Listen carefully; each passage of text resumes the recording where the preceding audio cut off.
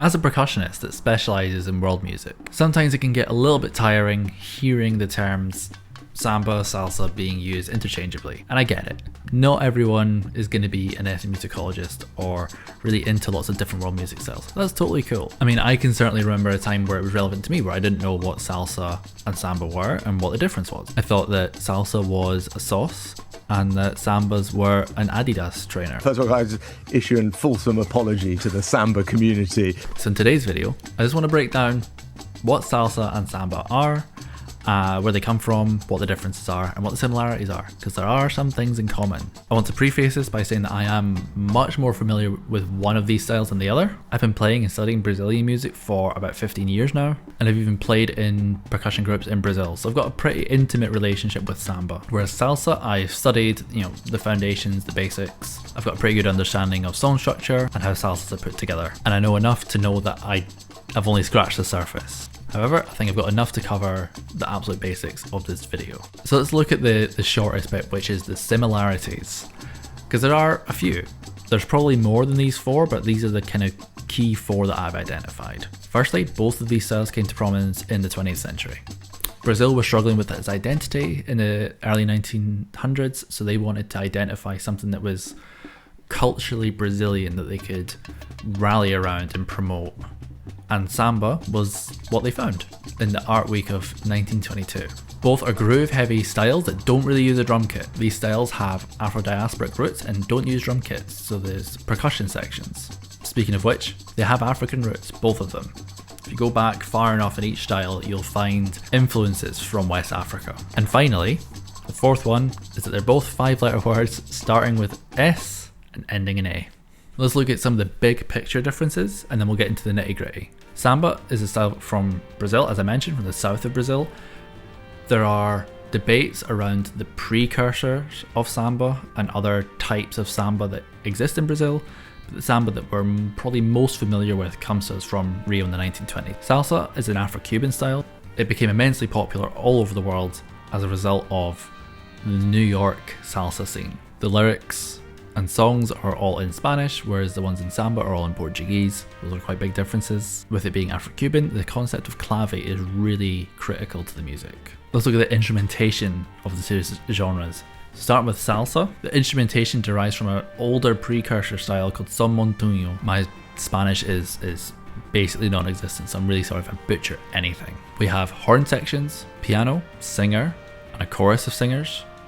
The rhythm section of bass and guitar. Then the percussion section of tumbadores or congas, timbales, bongos, bells, guiro or guira, maraca, and claves. Samba, it can depend a little bit on the subgenre of samba that exists.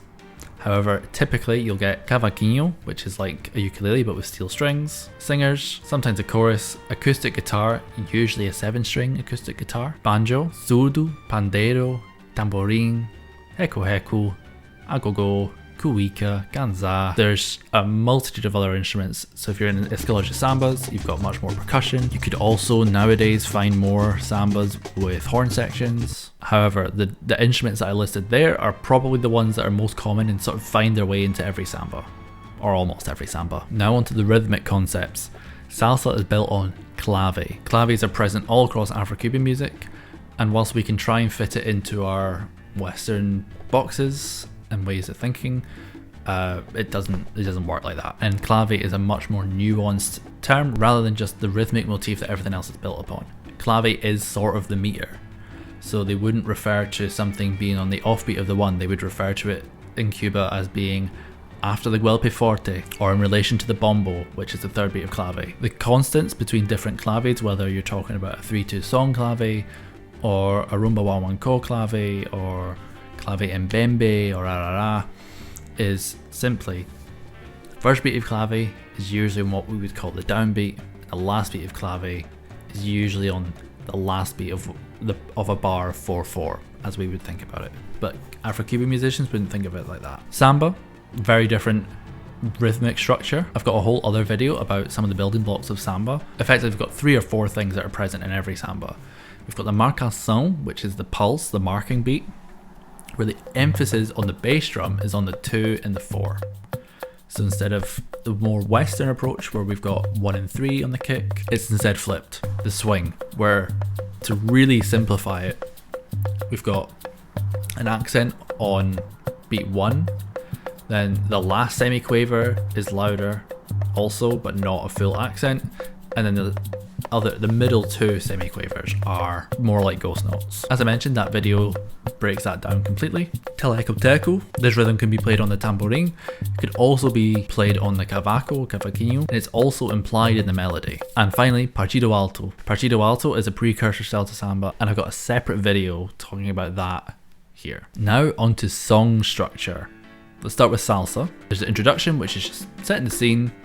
Then it moves on to the El Tema Principal, which is the principal theme, the principal motive. You'll hear the main hook that's going to be played throughout the arrangement. Maybe lower energy, maybe more sparse arrangement. Montuno.